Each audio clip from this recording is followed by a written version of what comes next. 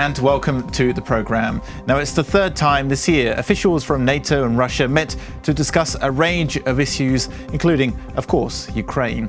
NATO Secretary-General Jens Stoltenberg has already said there were fundamental differences between the two sides, although he did stress the importance of keeping communication channels open. Joining us is Yevgeniy Yaroshenko. He's an expert at the International Centre for Policy Studies. Thank you for joining us. Thank you for inviting. So again, as I said, they've met a couple of times already this year. So why do you think it is important for both NATO and Russia to keep these communication channels and keep the dialogue going, considering they still have sort of vast differences between each other? Yes, you're right. Russia and NATO, they suspended any forms of practical cooperation since Russia annexed Crimea and started supporting pro-Russian militants in eastern Ukraine.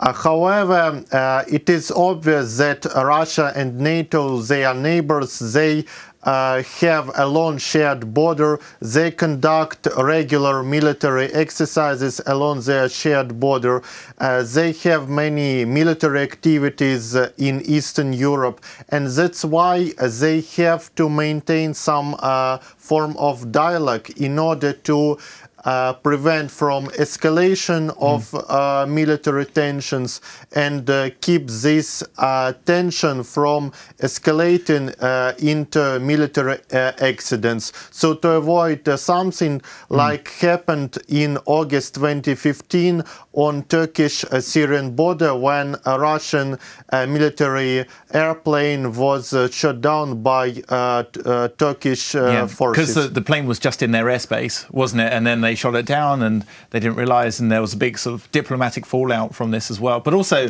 actually thinking of it, there's often been close flybys, for example, in the Baltic Sea. This is a place where a lot of near accidents have happened in the past. And what sort of progress do you think can be made on the backdrop of the war in Ukraine that's obviously led by Russia? What sort of progress can there be made in mending relations between NATO and Russia? Like, do they have other common ground? Do you think that they're going to try to negotiate on? Well, speaking about Ukrainian crisis, there is very little chance for any progress since both parties have polar views on the narratives of the conflict. However, there can be some ground for limited cooperation in other areas. Particularly, Afghanistan is among main agenda items of Russia-NATO Council meeting. Since the situation in Afghanistan, it poses a threat both for the United States and the NATO allies, since they have a large military presence in this Central Asian country, and it also poses a military threat to Russia via Central Asian post-Soviet countries, since it's a rather easy way for Islamist militants, terrorists and other forms of threats, so that they could rather easily go northwards and pose a direct threat to Russian national security.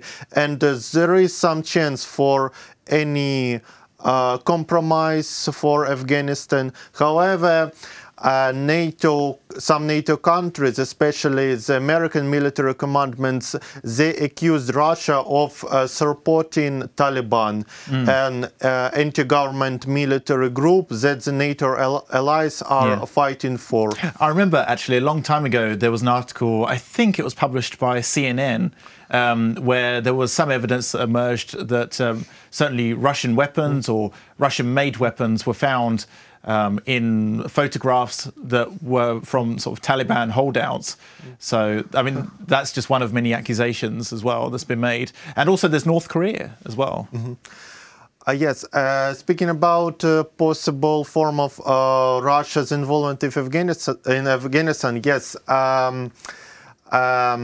NATO countries, they accuse Russia of interference, but they do not know what kind of involvement is it. Is it military support, is it logistical support, or is it political support?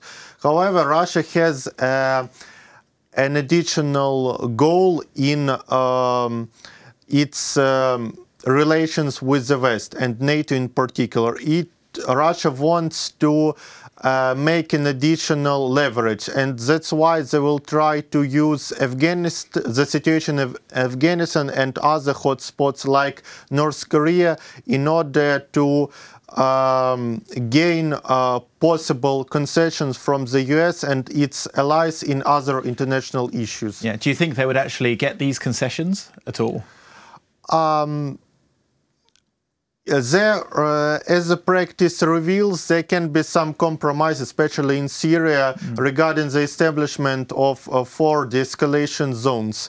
But it doesn't mean that Russia's or US concession in Syria, Afghanistan or North Korea will lead to immediate concessions regarding Ukraine or other hotspots. So they're basically all treated very individually then? Yes. They're not, so there's not like a bargaining chip? Because I remember a long time ago there was speculation that Ukraine could be traded for Syria. Maybe there could be some deal between the Americans and Russia, but this never really happened. No, I'm critical to such a series of betrayal, since the Western countries, they clearly understand the threat that Russia is posing not only to Ukraine, but also to NATO's eastern flank. And that's why they will avoid any kind of such scenarios despite pressure from Moscow and possible pressure from some business or political circles in Western countries. Yeah, and NATO officials, including Jens Stoltenberg, he often says that there is a threat on NATO's eastern flank, which would include Poland, the Baltic states. How realistic do you think this actually is, this sort of statement, and how has it changed over the past several years, say from 2014 until now? Has the threat level changed? Do you think it's less likely?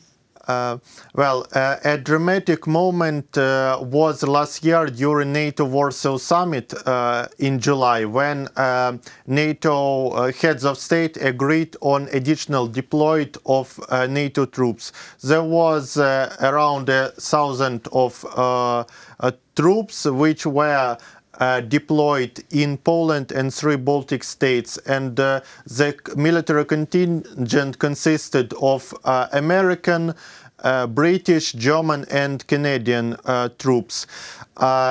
Why troops of Western allies were needed in such countries? It means that in case Russia will try to make some covert or overt intervention into the states, it means that they will have to face resistance not only from Polish or Estonian forces, but they will have to face a direct military confrontation with Canadian, American or British troops, and it is considered as a deterrent. Though in terms of now of the number of military presence, Russia has much more military activity in the Baltic region, but it's the very phenomenon of collective defense that Russia will, the goal of such deterrence is that Russia will try to avoid any kind of intervention into Baltic countries. It's sort of like direct conflict then. Yes. Because actually recently we had the Zapad 2017 military exercises, and it wasn't just Ukraine that was worried about these, but also some NATO countries like Poland and the Baltics as well. What impact do you think this had on NATO-Russia relations? I mean, Jens Stoltenberg said today that they talked about this, but what do you think they actually spoke about on the Zapad 2017 military exercises? Well, Baltic countries, Poland and Ukraine, they were very nervous about Zapad military exercises, but it's just a kind of bilateral military policy conducted by two countries, since they are close allies. But at the same time, it's also a sign of intimidating eastern flank and some kind of response to increased NATO military presence in the region.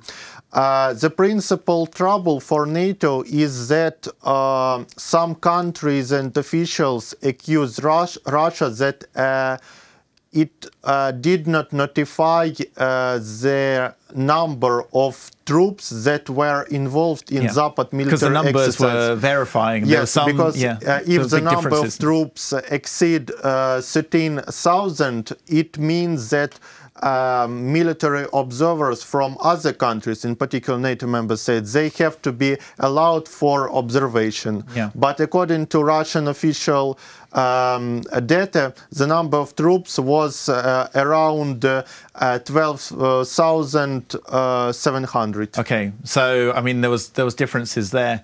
And one final question for you as well.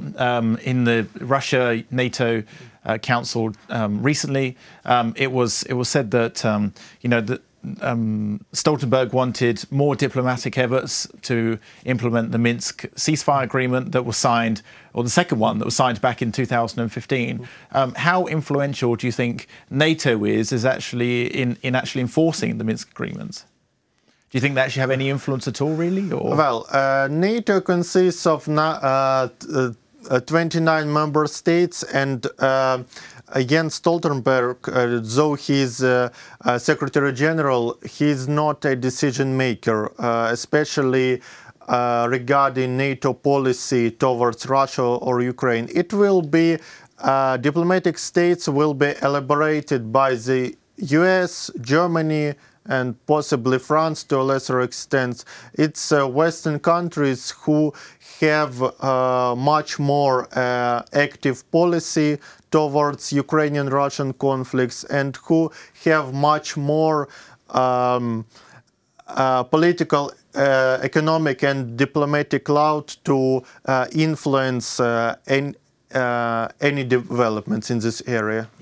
Okay, well, thank you very much. It's very interesting, and we'll probably speak again another time when the next Russia-NATO Council is on. So, Yevgeniy, thank you for coming into the studio. Thank you.